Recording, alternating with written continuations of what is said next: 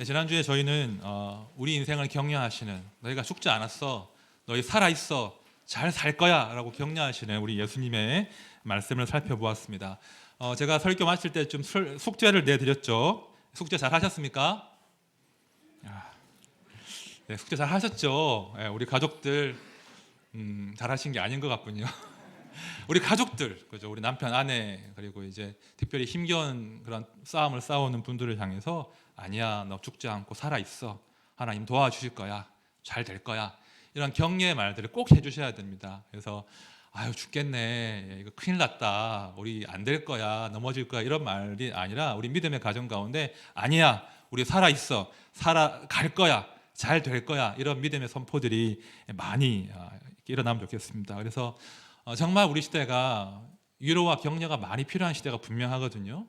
그래서 우리 다락방에서 또 가정에서 직장에서 교회에서 성도님들을 만날 때마다 아이고 힘들구나, 아이고 죽겠구나, 이런 말이 아니라 하나님 우리와 함께 하시고 우리가 살아있고 잘 살아갈 거야, 이런 격려들을 좀 많이 나누는 그런 공동체가 되면 좋겠습니다.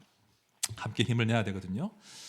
자, 그런데 말입니다. 이런 격려와 위로가 참 필요하긴 한데요, 이것만으로는 부족하고 안 된다, 이 말씀을 오늘 좀 드리려고 합니다. 우리는요, 그런 위로와 격려가 필요하고 위로와 격려의 말들이 우리를 살아나게도 하지만 정말 중요한 것은 우리 스스로의 마음이 조금 더 강해져야 된다는 거예요. 누군가의 위로와 격려에만 기대어서 사는 것이 아니라 우리 스스로가 좀 더 의지를 굳게 하고 강해져야 될 필요가 있습니다. 가만히 보면 많은 현대인들이 무기력과 자기 연민에 깊이 빠져 있습니다. 자기 연민, 어떤 겁니까? 자기를 불쌍하다고 여기는 마음이에요. 뭔가 일이 좀 뜻대로 풀리지 않아요. 건강이 예전 같지 않아요. 뭔가 내 삶에 소망이 없어 보여. 그러면 내가 불쌍한 거예요. 아이고 내가 불쌍하다 하면서 자기를 불쌍히 여기는 마음이 자기 연민입니다. 그런데 많은 분들이 이런 자기 연민에 깊이 빠져 있다는 거예요. 그러니까 이중적인 문제죠. 밖에서는 이 암울한 시대 전망 때문에 우리가 주눅이 들고 우리의 마음도 한껏 약해져가지고 야, 살 수 있을까? 나는 불쌍하다, 소망이 있을까? 그런 자기 연민 가운데 스스로를 괴롭히는 그런 분들이 얼마나 많은지 모릅니다. 오늘 우리가 이 자기 연민의 문제를 한번 이야기를 해보려고 합니다. 자, 오늘 본문 요한복음 5장은 유명한 말씀 아니겠습니까? 예수님께서 38년 된 병자를 지금 기적적으로 치료하시는 그런 본문의 내용입니다. 자, 무려 38년입니다. 38년 동안 아팠는데 낫지를 않아요. 아마 자신도 모든 사람들도 이 사람의 어떤 회복을 다 포기한, 그냥 이대로 살 수밖에 없어 라고 하는 사람이었는데 예수님이 그 사람을 주목하시고 찾아가시고 그를 일으켜 세우신 내용이 오늘 요한복음 5장의 말씀입니다. 그런데요, 제가 오늘 말씀에서 주목하고자 하는 것은 38년 된 병이 나았구나, 이 정도가 아니라요, 우리 예수님께서 그 병자의 무너지고 상실한 마음에 주목하셨음을 제가 보자는 거예요. 예수님께서 단순히 그 사람의 병을 치유하고 끝, 그것이 아니라 이 사람이 지독한 자기 연민과 무력감에 빠져 있는데 그 나약한 마음과 의지를 새롭게 하셔서 다시 일상을 살아낼 용기와 담력을 주시는 그 장면을 함께 보자는 겁니다. 오늘 말씀 가운데 이런 기대가 있습니다. 이 병자에게 하신 우리 예수님의 말씀이 우리 음성 심령 가운데 들리는 거예요. 그래서 우리 역시 일어나고 우리 역시 새롭게 살아갈 힘과 용기를 얻고, 그래서 그런 담력으로 일상으로 돌아갈 수 있는 그런 복된 시간 되시길 바랍니다. 오늘 본문의 배경은요, 다 아시는 대로 연못이죠. 베데스다라고 하는 예루살렘 성의 북동쪽에 위치한 작은 연못인데요. 이 못은 자연적으로 생긴 연못은 아닙니다. 그게 아니고 사람들이 이제 인공적으로 판 못인데요. 예루살렘이 이제 고지대에 위치해 있거든요. 저지대가 아니라 고지대이기 때문에 무엇이 부족하겠습니까? 물이 부족해요. 식수가 부족하기 때문에 식수원으로 못을 팠을 수도 있고요. 아니면 성전 근방이기 때문에 양들이 드나드는 문 근처이기 때문에 그런 정결 예식을 위한 용도로 물을 가둬둔 인공풀일 수도 있습니다. 그런데 3절에 보니까 이 작은 못가에 수많은 사람들이 모여 있는 거예요. 어떤 사람들이죠? 병자들이 모여 있습니다. 왜 병자들이 이 베데스다 연못가에 모여 있습니까? 이 연못에 전설이 깃들어 있는 거예요. 어떤 전설입니까? 병이 낫는데, 그런 전설이 깃든 연못이 이 베데스다입니다. 자, 3절과 4절 말씀을 제가 다시 한번 볼게요. 전설의 내용입니다. 그 안에 많은 병자, 맹인, 다리 저는 사람, 혈기 마른 사람들이 누워 물의 움직임을 기다리니 이는 천사가 가끔 못에 내려와 물을 움직이게 하는데 움직인 후에 먼저 들어가는 자는 어떤 병에 걸렸든지 낫게 되밀어라. 자, 이 베데스다는요, 한마디로 말해서 이 전설과 이교적인 미신이 뒤범벅된 그런 희한한 장소예요. 정말 실제로 이 베데스다가 이 못이 사람을 치료하는 힘이 있는가? 그건 알 수 없습니다. 아마 없었을 거예요. 지금 3절과 4절의 말씀은 그 당시 사람들의 믿음을 이야기하는 거예요. 그런 전설이 있더라. 나을 수도 있더라. 그런 믿음을 지금 설명하는 구절이 3절과 4절입니다. 그런 믿음 때문에, 그런 미신 때문에, 전설 때문에 그 연못가로 많은 병자들이 지금 모여 있는 거예요. 근데 이 베데스다라는 지명의 이름이 히브리 말인데 풀이하면 자비의 집이에요. 참 그죠? 치료하는 기적의 전설이 깃든 곳답게 아주 자비의 집이라고 하는 멋진 이름을 가진 못인데요. 제가 이 자비의 집, 베데스다 연못을 이렇게 보니까 과연 베데스다가 자비의 집이 맞는가 하는 의문이 들었습니다. 사실 제가 볼 때는 베데스다는 자비의 집이 전혀 아닙니다. 자비의 집이 아니라 아주 잔인한 집이에요. 자, 4절 말씀 다시 한번 볼까요? 시작. 이는 천사가 가끔 못에 내려와 물을 움직이게 하는데 움직인 후에 먼저 들어가는 자는 어떤 병에 걸렸든지 낫게 되밀어라. 자, 베데스다에 얽힌 전설인데요. 여러분 4절 이 전설에 따르면요, 어떤 사람이 병에서 낫습니까?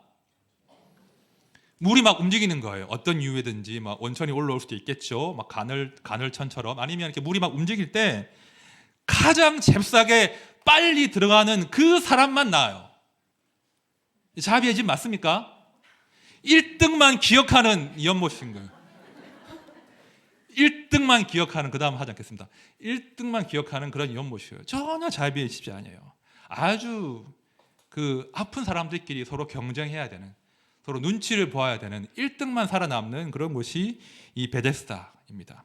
동시에 이 베데스다에 그 못에 들어가면 전설에 따르면 어떤 병이 낫는다고 합니까? 어떤 병에 걸렸든지, 그러니까 모든 종류의 병이 다 낫는다라고 하는 허무맹랑한 전설이 깃든 곳이라는 거예요.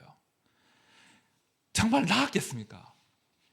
안 났어요. 나았다는 증거가 없어요. 그냥 전설인 거예요. 그런데 사람들이 야, 거기에만 가면 어떤 병이든 다 낫는데 라고 하면서 그 과장된 희망과 헛된 희망 가운데 희망 고문 당하는 곳이 바로 베데스다인 거예요.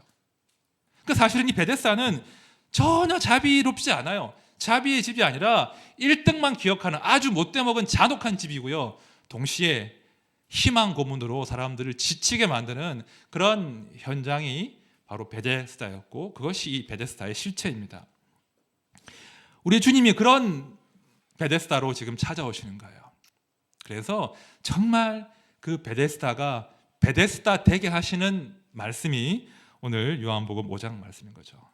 38년 된, 아마도 그 주변에서 가장 오래된 그 병자를 주목하시고 선택하시고 그를 일으키시는 그런 기적이 오늘 말씀 가운데 담겨 있습니다. 그런데 오늘 말씀을 잘 보시면 아주 엄청난 기적인데 예수님은 굉장히 말씀을 짧게 하세요. 우리가 요한복음 3장과 4장을 봤지만 예수님께서 니고데모와 사마리아 여인과 대화하실 때는 굉장히 길게 말씀하시거든요. 하지만 오늘 말씀해 보면 아주 짧게, 아주 분명하고 단호하게 이 병자와 대화하십니다. 오늘 말씀 본문을 보시면 예수님이 한 가지 질문을 하십니다. 그리고 세 가지 명령을 하십니다. 자, 짧은 구절이지만 한 가지 명령, 한 가지 질문, 세 가지 명령, 이것이 이 38년 된 병자를 일으켜 세운 능력이 된 것이죠. 여러분, 예수 그리스도의 말씀은요, 능력이 있습니다. 그냥 활자가 아니에요. 예수 그리스도의 말씀이 활자에 머물면 능력이 아니죠. 하지만 그것이 진짜로 우리의 심령 가운데 들리면 그것은 사람을 일으키는, 무려 38년 된 그 병일지라도 그 사람을 일으키는 능력이 있음을 믿으시기 바랍니다. 우리 예수님은요, 말씀으로 우리를 이렇게 세우십니다. 말씀으로 우리 가운데 새로운 살 용기와 의지를 창조하신다는 거예요. 오늘 저희가 그 말씀과 마주해야 돼요. 이 병자에게만 하신 말씀이 아니라 우리에게 던지시는 그 한 가지 질문, 세 가지 명령, 이것이 우리의 심령 가운데 들려야, 그것이 우리의 삶에 적용되어야 우리가 머물지 않고 누워있지 않고 쓰러져 있지 않고 일어날 수 있다는 거예요. 함께 보겠습니다. 먼저 예수님의 한 가지 질문입니다. 6절 보십시오. 예수께서 그 누운 것을 보시고 병이 벌써 오랜 줄 아시고 이르시되 내가 낫고자 하느냐? 내가 낫고자 하느냐? 지금 예수님께서 짧은 질문인데요, 좀 경우에 안 맞지 않습니까? 내가 낫고자 하냐? 네가 정말 온전해지기를 원하니? 좀 더 풀이하며 네가 정말 사람 구실하고 살기를 원하니? 이런 뜻이거든요. 사실은 경우에 안 맞잖아요. 환우가 누워 있는데 제가 환우 신방 가가지고 성도님이 편찮으신 거예요. 가서 제가 정말 낫기를 원하세요? 라고 물어보면 어떻게 되겠습니까? 목사님 보면 모르냐고, 지금 아파 죽겠는데 내가 나아야죠. 그런 하나만한 질문을 왜 하십니까? 그렇게 반응하시겠죠. 딱 그런 대목이에요. 38년 동안 아픈데 예수님이 정말 낫기를 원하니? 정말 내가 네 인생에 개입하기를 원하니? 내가 뭔가 너에게 정말 해주기를 원하니? 그런 질문을 하신다는 거예요. 약간 경우에 안 맞는 것 같지만 이렇게 질문하신 이유가 있습니다. 7절을 보시면 이 예수님의 의도가 우리가 파악이 돼요. 자, 7절 말씀은 그런 예수님의 질문에 답을 하는 그런 병자가 대답하는 대목인데요. 제가 읽어볼게요. 병자가 대답하되 주여, 물이 움직일 때에 나를 못에 넣어주는 사람이 없어 내가 가는 동안에 다른 사람이 먼저 내려가나이다. 자, 이 환우의 병자의 답도 모호하죠. 낫고 싶다는 거예요? 나을 수 없다는 거예요? 무슨 말입니까? 정상적이라면 네, 정말 낫고 싶습니다. 주님, 제 인생에 좀 자비를 베풀어 주십시오. 개입해 주십시오. 그렇게 답을 하는 것이 맞는데 오히려 핑계를 대고 있는 거예요. 내가 지금 이렇게 38년간 누워 있을 수밖에 없는 이유를 핑계대고 있습니다. 두 가지 핑계를 대죠. 첫 번째, 나를 돕는 사람이 없습니다. 내가 물이 막 움직일 때 빨리 가야 되는데 저는 다리가 불편한데 누가 도와주어야 빨리 가는데 누가 돕는 사람이 없어서 제가 이 자리에 머물러 있는 거예요. 두 번째, 항상 저는 남들이 먼저 빠지는 모습만 볼 수밖에 없어요. 저는 결코 이 경쟁에서 1등 할 수가 없는 상황입니다. 라고 지금 핑계를 대고 있는 거예요. 나를 도와줄 사람도 없습니다. 나는 결코 이 레이스에서 이길 수 없습니다. 라고 하는, 어찌 보면 굉장히 현실적이고 합리적이고 타당한 지금 핑계를 대고 있는 겁니다. 맞죠? 누가 봐도 이 38년 된 병자의 대답은 공감을 낼 만한 합당한 핑계예요. 맞다. 네가 어떻게 네 힘으로 먼저 이렇게 거기에 빠질 수 있겠냐. 1등 하기 쉽지 않겠다. 공감할 수 있어요. 자, 그런데 문제는 이 사람이 지금 이야기하고 있는 그 합당하고 옳아 보이고 합리적인 그 핑계 때문에 이 사람이 낫고자 하는 의지와 희망을 상실했다는 거예요. 누가 봐도 맞는 합당한 합리적인 설명이 되는 그 이유가 오히려 이 사람으로 하여금 낫고자 하는 희망을 버리게 만들었다는 겁니다. 이 사람은요, 낫고자 하는 열망으로 그 베데스다 가에 앉아 있는 것이 아니라 나는 이렇게 누워서 병자로 살 수밖에 없는 사람이야 라고 자기 연민에 빠져서 희망을 포기하고 그냥 누워 있는 거예요. 우리 주님께서 그걸 간파하신 겁니다. 너 정말 낫기를 원하니? 너 정말 너의 인생 가운데 내가 개입해서 뭔가 새로운 일이 일어나길 원하는 거 맞아? 아니잖아. 너 원하지 않잖아. 이미 포기했잖아. 희망이 없잖아. 그 말씀을 지금 하시는 거예요. 자기 연민에 푹 빠져 있는, 더 이상 자기 인생에 기대를 걸지 않는, 그저 사람들의 동정과 호의와 위로와 격려를 기대하면서 살고 있는 그 상태에 대해서 지금 지적하시는 거예요. 동시에 우리 예수님은 그 무너진 마음을 재창조하기 위해서, 내가 보니까 의지가 없는데 내가 너의 마음 가운데 진짜 낫고자 하는, 정말 사람답게 살아갈 수 있는 그런 의지를 심어주기를 원한다. 그런 진심이 담겨있는 지금 질문을 우리 주님이 하신 겁니다. 여러분, 내가 낫고자 하느냐? 너 정말 너 인생 가운데 내가 개입하기를 원하니? 이 음성이 지금 누구한테 필요한 겁니까? 비단 이 병자에게만 필요한 건가요? 우리 모두에게 필요하다는 거예요. 어쩌면 우리가 차기 연민에 빠져서, 무력감에 빠져서, 나는 아프니까, 나는 병들었으니까, 나는 기운이 없으니까, 나는 다른 소망이 없으니까 이대로 살아도 돼 라고 스스로 포기하고 있는 우리를 향해서 우리 주님 말씀하시는 거예요. 너 정말 낫기를 원하냐? 너 정말 너 인생 가운데 내가 찾아가기를 원하니? 그 질문이 우리 모두에게 필요한 것입니다. 존 파이퍼 목사님이 이런 글을 남기셨습니다. 잘 들어보십시오. 자기 연민은 약자의 마음에서 울리는 교만의 음성입니다. 다시요. 자기 연민은 약자의 마음에서 울리는 교만의 음성입니다. 어렵죠? 이게 무슨 말인 거 아니? 자기 연민은요, 교만의 또 다른 형태라는 거예요. 그러니까 자기 연민에 빠진 사람들은요, 교만의 특징이 권리주장이잖아요. 권리주장인데, 이 자기 연민의 함정에 빠지면 어떤 권리주장을 하느냐? 나는 힘드니까, 나는 아프니까, 나는 기운이 없으니까, 나는 상처를 받았으니까 나는 당연히 주변 사람들의 위로와 격려와 배려를 받아야 돼라고 하는 권리주장에 빠진다는 거예요. 그러면서 내가 기대한 만큼 나를 격려해주지 않고 위로해주지 않고 나를 배려해주지 않으면 상처받는 거예요. 나는 그렇게 상처를 받았고 배려를 받아야 되는데 왜 당신 그렇게 해주지 않아?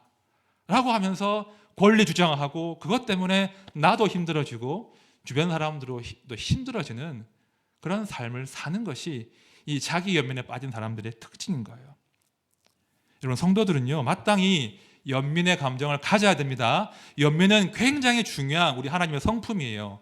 성도가 닮아야 될 하나님의 성품이에요. 연민 뭡니까? 불쌍히 여기는 마음. 중요한 것은 이 연민의 방향이에요. 연민이 어디를 향해야 됩니까? 밖으로 향해야 되는 거예요. 나에게 향하는 것이 아니라 내 이웃들, 우리 다락방 식구들, 그죠? 나와 함께한 동료들, 그들을 향해서 불쌍히 여기는 것이 연민의 바른 방향이에요. 그런데 이 연민의 방향이 지나치게 자기에게로 향하면 그 자기 연민은요, 나도 무너지게 하고 주변 사람들의 삶도 무겁게 만드는 그런 함정이 될 수 있다는 것입니다. 저는요, 우리 공동체가 정말 연민의 공동체가 되길 바랍니다. 서로 연민을 느껴야 돼요. 서로 불쌍히 여기고 격려하고 용기를 심어주고 배려하고 분명 필요합니다. 하지만 동시에 우리 공동체는 지나친 자기 연민에 빠지기를 경계해야 돼요. 내가 혹시 지나친 자기 연민에 빠져서 그 자기 연민에 덫에 갇혀서 나도 힘들고 내 주변 사람들도 힘들게 하는 게 아닐까, 그런 고민이 필요한 곳이 동시에 교회 공동체예요. 교회는요, 분명 병원의 역할을 합니다. 하나님의 치유와 회복과 위로가 필요해요. 하지만 동시에 교회는 병원으로 머무는 곳이 아니라 그 치료된 자들이 군사로 일어서야 돼요. 그런데 늘 치료받기만 기대하고 위로만 기대하고 배려해달라고 그러고 자기 연민에 갇혀 있으면 절대로 교회는 군대로 일어설 수가 없습니다. 교회의 사명을 감당할 수 없는 거예요. 우리가 좀 더 힘을 내셔야 돼요. 우리가 좀 더 이 혹시나 혹여나 과도한 자기 연민이 나를 지배하고 있지 않은가 점검해야 된다는 거예요. 오늘 본문을 잘 보시면 우리 예수님께서 이 38년 된 병자의 그 핑계와 자기 연민에 대해서 어떤 반응을 보이는 줄 아세요? 약간은 무시하십니다. 그렇구나, 내가 정말 힘들었구나, 네가 빨리 갈 수 없었구나, 누가 안 도와줬구나 라고 공감하시지 않아요. 전혀 공감하시지 않고 그에 대해서 아무런 반응도 하시지 않습니다. 우리 예수님 참 사람을 따뜻하게 대하시고 사랑하시지만 지금 이 병자에게 하는 처방은 그런 따뜻함이 아니었어요. 오히려 아주 단호하게 분명하게 이 병자에게 명령하십니다. 자, 8절 말씀을 우리 다 함께 읽겠습니다. 시작. 예수께서 이르시되 일어나 내 자리를 들고 걸어가라 하시니. 자, 예수님은 이 환우의 아픔에 공감하시지 않고 그냥 명령하십니다. 일어나라, 내 자리를 들고 걸어가라. 지금 세 가지 명령을 하시는 거예요. 일어나라, 너의 자리를 내 힘으로 들어라, 그리고 걸어가라. 여러분, 이 베데스다가 말입니다. 원래 이 병자에게 어떤 곳이에요? 빨리 떠나야 하는 곳이잖아요. 병 나으려고 온 것이고 병 나으면 떠나야 되는데 이 38년 된 병자가 이 베데스다에 그냥 눌러 앉아버린 거예요. 눌러 앉아가지고 그냥 소위 말하는 그 베데스다 연못의 터줏대감, 요즘 말로 하면 고인물이 되어버린 거예요. 야, 나한테 와, 내가 경험도 많고 이거 사는 방법 알려줄게. 우리 적당히 누워가지고 그냥 우리 서로 위로하면서 격려하면서 또 오가는 사람들의 호의와 동정을 좀 우리가 기대하면서 살면 돼 라고 스스로의 삶을 그냥 그 자기 연민에 가두어 버린 거예요. 여러분, 자기 연민은요 굉장히 무서운 것이 자기 연민은 전염됩니다. 자기 연민은 전염병이에요. 아이고, 너도 힘들구나, 나도 엄청 힘들어, 너 그것 때문에 힘들구나, 나도 무지 힘들거든, 우리 같이 그냥 누워있자, 이렇게 돼버린 거예요. 우리 그냥 같이 누워있자. 그럼 자기 연민은 굉장히 무서운 거예요. 굉장히 전염성이 강합니다. 우리 주님이 그걸 간파하신 거예요. 너 이제 좀 떠날 때가 되지 않았냐? 38년 동안 뭐하고 있냐? 이제 일어나라, 내 자리를 들고 걸어가라 명령하시는 거예요. 자, 일어나라, 걸어가라, 이 시제가 현재형이거든요. 현재형인데 헬라어에서 현재형은 계속적인 반복적인 동작을 묘사하는 거예요. 무슨 말이겠습니까? 그냥 한 번 일어나고 한 번 걸어가는 것이 아니라 지속적으로 계속해서 쉼없이 일어나라, 또 일어나라, 걸어가라, 그 말씀인 거예요. 다시 주저앉아 있을 마음은 1도 먹지 말고 너 계속 일어나야 돼. 그리고 계속 걸어가야 돼. 어디로요? 삶의 현장으로, 네가 마땅히 땀 흘리고 살아야 될 그 일상으로, 네가 감당할 그 인생의 무게를 향해서 걸어가야 돼. 이 말씀을 지금 주님이 하시는 겁니다. 명령 하나 더 있죠. 내 자리를 들고, 그죠? 일어나서 걸어가되 너의 자리를 들고 가라고 하십니다. 자, 이 사람의 자리 뭐겠습니까? 이 병자가 누워있던 그 거적대기 말하는 거예요. 이 병자가 깔고 누워있던 거적대기, 낡은 침상 말하는 것인데 지금 주님 말씀하시기를 너의 그 사람들의 호의와 동정과 위로에 기대어 살던 너의 삶을 상징하던 그 거적대기 치워버리고 이제 너의 힘으로 살아라 라고 격려하시는 대목이 바로 이겁니다. 더 이상 그 자리 펼치고 마치 당연한 권리인 것처럼 위로받으려고 하고 격려받으려고 하고 그냥 자기 연민에 빠져있지 말고 그 자기 연민의 자리 치워버리고 이제는 걸어가라, 떠나라, 그 말씀을 지금 우리 주님이 하시는 거예요. 한 2주 전이죠. 2주 전에 제가 참 사랑하는 또 깊이 교제하는 한 남자 집사님이 전화를 주셨습니다. 우리 교회 성도님은 아니시고요. 이전 교회 성도님이신데 둘째 딸이 결혼한다고 축하를 해달라고 언제 결혼합니다 하고 이제 보내시면서 전화를 하셨어요. 이 집사님이 비록 우리 교회 성도님은 아니시지만 우리 교회를 위해서 매일매일 기도해 주시는 분이시거든요. 매일매일 기도해 주시는 참 귀한 분이신데 저의 너무나 소중한 기도의 동력자이고 남자 사이지만 사랑합니다라는 말을 할 수 있는 그 정도로 참 가까운 분이십니다. 그분의 그 카톡 프로필 사진에 보면 시편 23편 1절 말씀이 기록되어 있어요. 여호와는 나의 목자시니 내게 부족함이 없으리로다, 이런 말씀이 기록되어 있고요. 카톡 대문에 보면 이런 글을 써 놓으셨습니다. 사랑하고 감사하고 나누면 행복합니다. 이런 글을 써놓으신 참 신실하신 분이십니다. 딱 봐도 얼마나 신실하신 분인지 알겠죠, 아시겠죠? 참 이렇게 그 상대에게 격려가 많이 되는 그런 분이신데, 그런데 이분이 사실은 25년 넘는 세월을 좁은 방 안에 누워만 계십니다. 제가 작년 8월인가 수요예배 할 때 한번 이분의 이야기를 한 적이 있는데요. 이분이 젊을 때 대기업의 연구원이셨는데 연구원으로 사시다가 이제 교회 이제 봉사활동 하시다가 무슨 수리를 하시다가 떨어지신 거예요. 떨어지셔서 척추를 다치셔서 그 뒤로 못 일어나신 거예요. 평생 누워서 지내셔야만 되는, 하반신은 아예 마비가 되셨고요. 상반신도 손을 이렇게 겨우 쓰시는 정도입니다. 고개 겨우 드시고요. 이분이 사고를 당하실 때 둘째 딸이 돌도 안 지났을 때입니다. 1살, 3살 그럴 때였고요. 교회가 작았으니까 보상도 받지 못하셨어요. 그리고 아내분은 예수를 안 믿는 분이셨어요. 그 집이 어떻게 되겠습니까? 남편이 교회 섬기다가 사고를 당해서 이런 불구의 몸이 되었는데 보상도 받지 못하고 딸은 1살, 3살 어린 거예요. 얼마나 그 삶이 어려웠겠습니까? 이 아내분은 제가 알기로 뭐 새벽일 뭐 배달하고 그죠, 우유 배달, 신문 배달 하시면서 이제 가정을 돌보신 것이고, 남편은 하실 수 있는 게 없죠. 너무나 힘겨운 생을 살던 그 즈음에 우연히 동네에서 교회 한 집사님과 이제 알게 되신 거예요. 그 집사님이 이 가정을 이제 교회로 공동체로 인도한 거예요. 그 딸 둘과 그 아내분이 교회로 출석하시게 됐죠. 믿음은 없었지만 남편분은 교회 가실 수 없었어요. 그렇게 이제 공동체가 그 가정을 품고 이렇게 그 가정을 섬기게 되었는데, 제가 지금 이제 중요하게 말씀드리고 싶은 것은 교회 공동체의 그런 사랑과 돌봄도 되게 중요했지만 그 남자 집사님이요, 사고를 당해서 교회 일을 하다가 사고 당하셔서 불구의 몸이 된 그 남자 집사님이요, 어찌 보면 하나님을 평생 원망하고 살아야 되잖아요. 하나님을 항상 저주하면서 자기 연민에 빠져서 그렇게 사셔야 되는데 그 집사님이 그렇게 하지 않으셨어요. 그 집사님이 끝까지 믿음을 지키신 거예요. 자기 연민의 그 함정의 못에 빠지지 않으셨어요.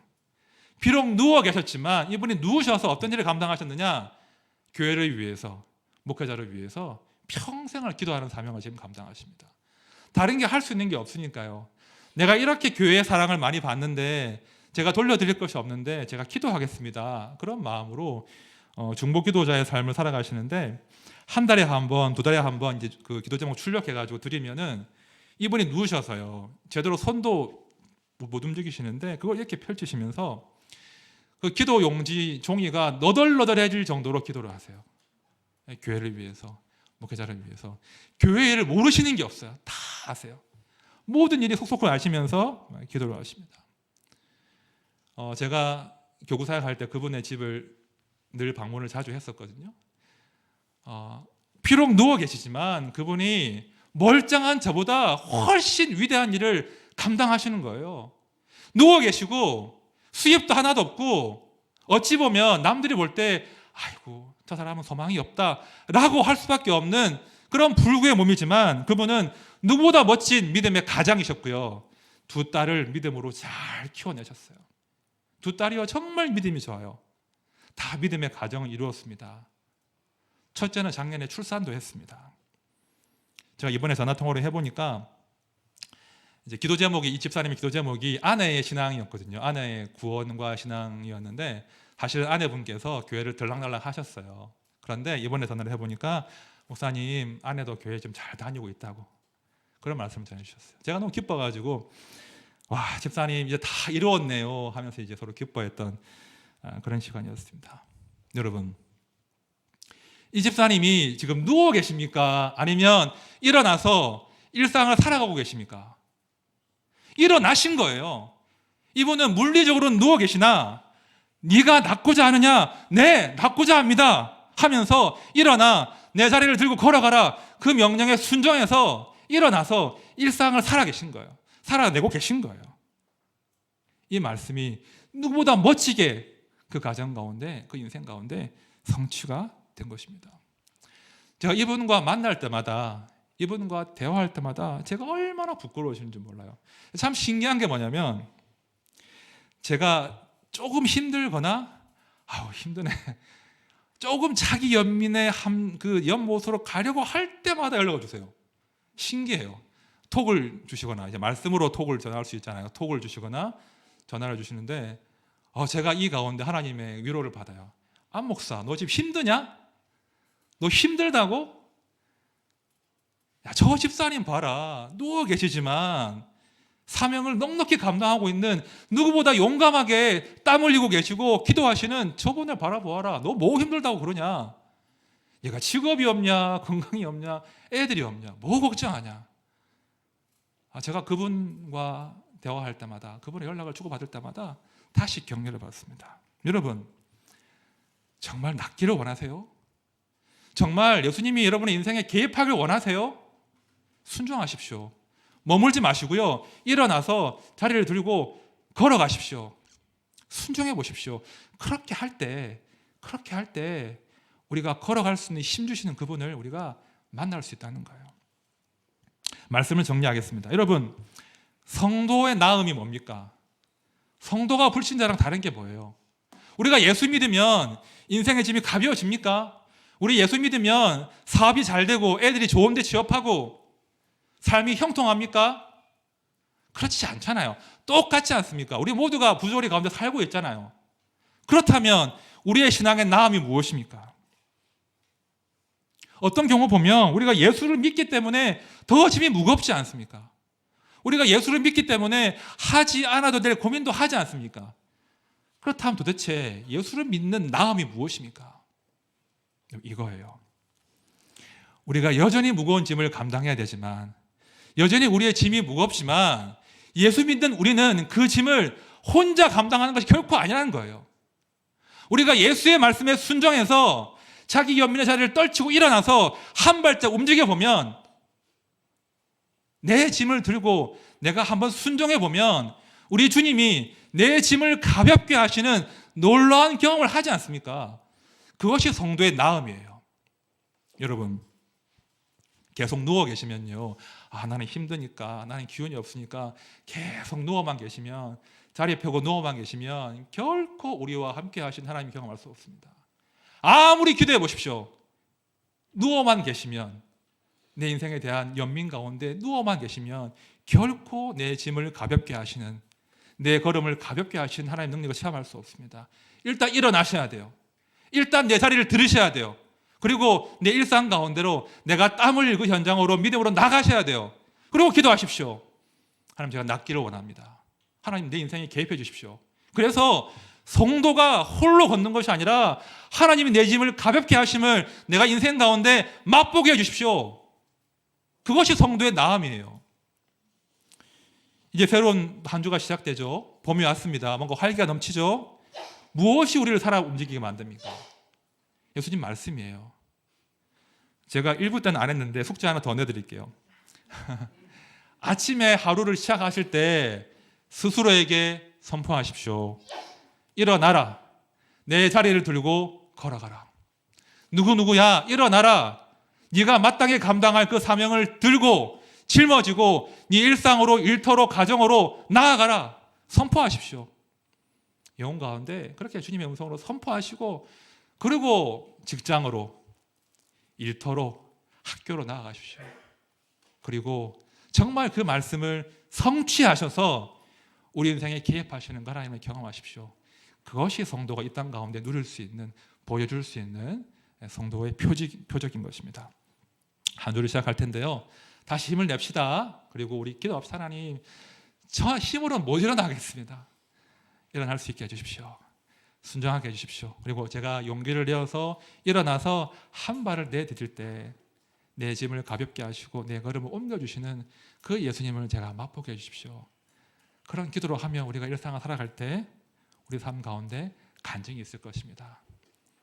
우리 모두가 이번 한 주 그렇게 우리와 함께 하시고 우리에게 힘주신 하나님을 경험하는 한 주 되시기를 진심으로 축원드립니다. 네, 우리 함께 찬양합시다.